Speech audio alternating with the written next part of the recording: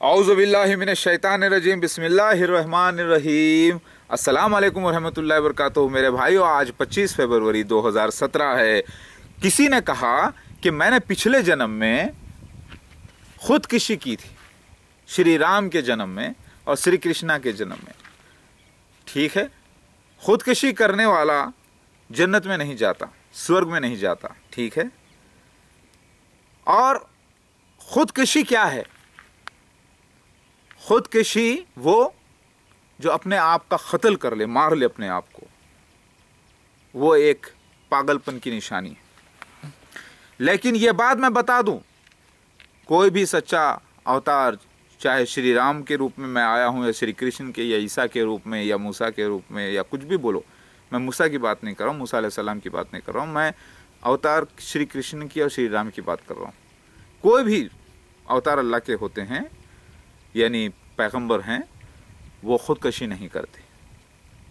या बाज़ ने तकलीफ़ों में आकर कई लाखों लोगों की जान बचाने के लिए या कुछ फितने को ख़त्म करने के लिए अपने आप को मार के ख़त्म कर लिया हो, तो भी वो खुदकुशी नहीं है, बल्कि वो हिकमतन अल्लाह की मर्ज़ी से खुदकुशी नहीं है। वो किसी की जान बचाने के लिए कोई अगर मर जाता है तो वो खुदकुशी नहीं होती।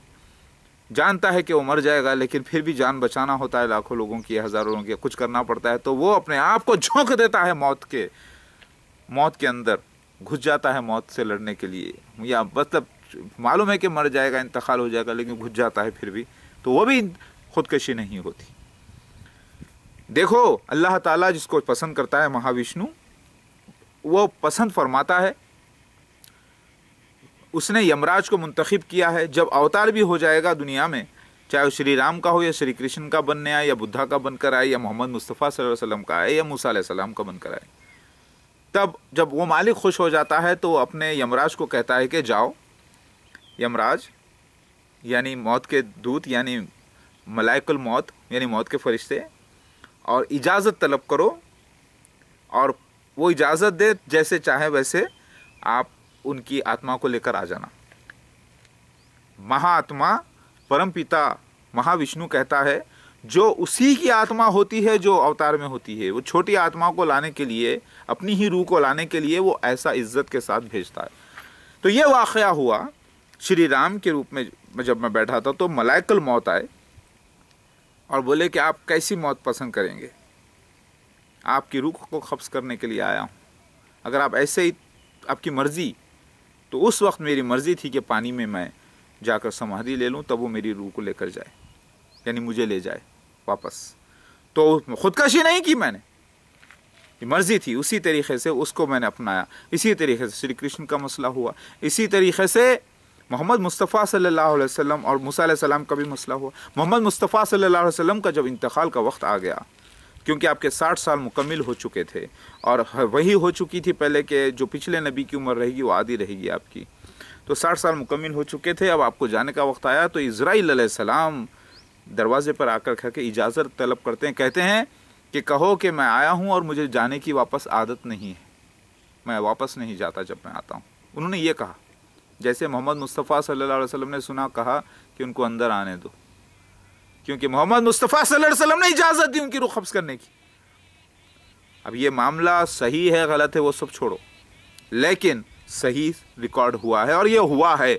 आखिरी नबी के साथ भी ऐसा ही हुआ है। लोग कहते हैं नहीं ऐसा नहीं, तो क्या आप गवाह हैं? आप थे उस वक्त, लेकिन हुआ है, आखिरी नबी के साथ भी ऐसा ही हुआ है। तो जब वो इजाज़त पाए इज़राइल अलैहिस्सलाम, तो क्या मोहम्मद मुस्तफ़ा सल्लल्लाहु अलैहि वसल्लम खुद बोलेंगे आके मुझे कत्ल करो? कत्ल नहीं है वो, शहादत अल्लाह के रास्ते में होती है।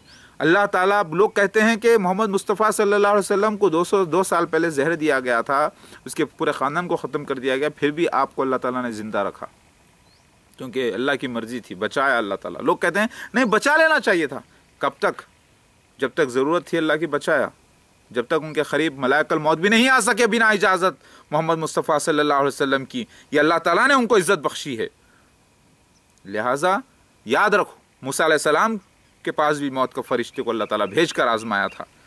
याद रखो, अगर अल्लाह ताला मुझे भी ये ऐसा आजमाइश में डाले, तो मैं अल्लाह से यही दुआ किया कि अल्लाह मैं यहाँ से जाऊँ तो तेरे पास ही आऊँगा परवरदिगार, मुझे जन्नत में तू जन्नत देगा तेरे मुताबिक, लेकिन मेरी जन्नत तो यहाँ पर तब होगी तो मैं सारी दुनिया को जन्नत दोज़ख से बचाऊं और कामयाब हूं, तब मैं कामयाब हूं, वरना मेरी किस काम की मेरी जन्नत भी।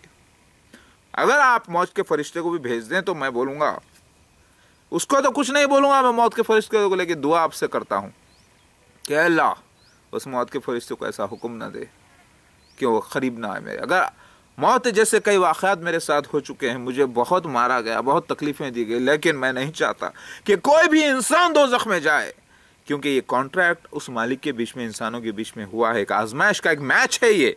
जैसा मैच होता है, एक टीम हारती है, एक टीम जीतती है, लेकिन मैच होता है, एक तरफ ज़ख्मी होते हैं, एक तरफ जीतते हैं, लेकिन मैच है ये। उसने लगाई है लीला, तो लीला तो पूरी होनी है, या मैच तो पूरा होना है, उसमें इंसाफ़ी तो होगी। वो इंसाफ करने वाला है, वो गफूर रहीम है। वो बात की बात है, दुनिया ख़त्म होने के बाद, क़यामत के बाद वो क्या करेगा उसकी मर्ज़ी की बात है, छोड़ दो। वो उसने अपना बयान कर दिया कि वो क्या क्या करने वाला है। हो सकता है वो कुछ भी करे, मगर मैं नहीं चाहता। मैं कहा कि नहीं, मुझे शहादत नहीं चाहिए।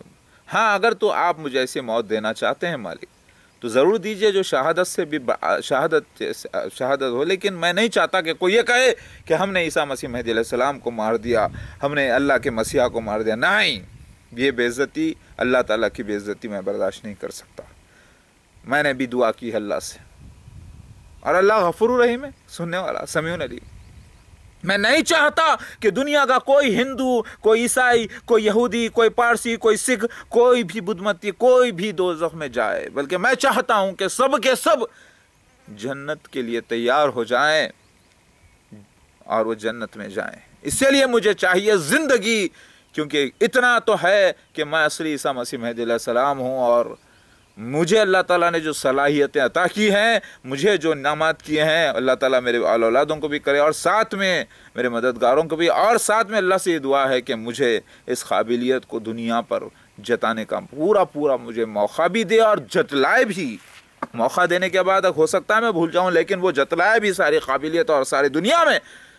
ये कौमकार महाविष्णु सच्चा बादशाह, वही सच्चा मालिक है। कौमकार अल्लाह जिसे कहते हैं, जिसे एलोहिम, जिसे अल्लाह, जिसे याहवे कहते हैं, उसी की इबादत हो, उसी के बताए हुए तरीक़े से। और सब लोग मुझे भी प्यार से देखें, और मैं आप सबको बयान कर दूं कि प्यार मोहब्बत बहुत बड़ी चीज़ है भाई।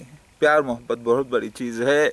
प्यार मोहब्बत अदब से ही, प्यार मोहब्बत अदब से, ज़बान से ही इसको इस्तेमाल करो। ये तलवारें मेरी चल रही है ज़बान से, लोग समझ गए थे मुसलमान के मैं आकर तलवार इस्तेमाल करूँगा और फिज़िकली लोगों को क़त्ल कर दूँगा। ये मेटाफोरिकल लिखा हुआ है हदीस में, सही बात भी है, झूठ भी नहीं है, लेकिन उसके मीनिंग ये थे कि मैं ज़बान, तलवार मेरी ज़बान की तरह काम करेगी। ज़बान बदतरीन होगी फितनों के ज़माने में। सबसे बड़ा फितना मसीह दज्जाल का है, उसे ही मैंने जब ख़त्म ज़बान से किया तो फिर आम चीज़ें क्या है इंशाअल्लाह। तो प्यार मोहब्बत से रहो। सिर्फ प्यार मोहब्बत से ही नहीं चलेगा, जायज़ प्यार मोहब्बत, फिर जायज़ तरीक़े से इबादत, जायज़ तरीक़े से। तो याद रखो, मैं असली ईसा मसीह मेहदी अलैहिस्सलाम आ चुका हूँ, महादेव कल की अवतार। ये रोने से कोई कमज़ोर नहीं होता भाई। क्यों पूछो? क्योंकि सारी कायनात कमज़ोर है उस मालिक के सामने, सब सजदे में है उसके सामने। अल्हम्दुलिल्लाह। तो मैं क्या चीज़, तुम क्या चीज़? सारी कायनात को उसने पहले से ही सजदे में पैदा किया है। सारे झाड़ों को देखो, पहाड़ों को देखो, झुके हुए हैं। कहाँ झुके? झुके हुए उस मालिक के सामने। अरे मैं तो पहले से ही झुका हुई चीज़ हूँ। प्यार है ये, प्यार के आंसू हैं ये, इसको गलत ना समझना। मेरे वीडियोस को, आप लोगों से गुजारिश है, मेरे वीडियोस को डाउनलोड करके रख लें, सारे जमा कर लें अपने पास हार्ड डिस्क में, पूरे मेरे वीडियोस को डाउनलोड करें। कुछ बातें मेरे ऊपर पहले जाहिर नहीं हुई थी, जैसे रीइंकारनेशन की, जैसे कुछ बातें डाउटफुल थी, तो उसमें मैंने गलतियाँ कुछ की हैं पहले। अपना तरफ से जो बयान हुआ है वो भी बयान करने के लिए कि अल्लाह ताला बताना चाहता है कि जब मेरा मसीहा भी एक नॉर्मल तरीके से ज़िंदगी गुजारे तो वो भी नहीं पहचान सकता था वो राज, लेकिन जब हमने उसे बताया तो फिर वो पहचाने। उसमें भी एक लीला है, वो गलती में भी एक लीला है। तो लिहाजा मेरी गलती को भी गलती ना कहें, क्योंकि अल्लाह की तरफ से आने वाले खासिद जो होते हैं, अल्लाह के भेजे गए हुए, वो मासूम होते हैं। मेरी बात याद रखो, ला इलाहा इल्लल्लाह मोहम्मद रसूलुल्लाह। तो ये इल्ज़ाम लगाना छोड़ो कि ख़ुदकशी की है, कोई ख़ुदकशी नहीं की। बात समझ में आ गई? खुदकशी करने वाले पर जन्नत हराम हो जाती है। हदीस में आता है कि मुझे जन्नत का सरदार बनाया जाएगा। ये अल्लाह का वादा है, वो जो पूरा करेगा इंशाअल्लाह। अल्लाहू अकबर।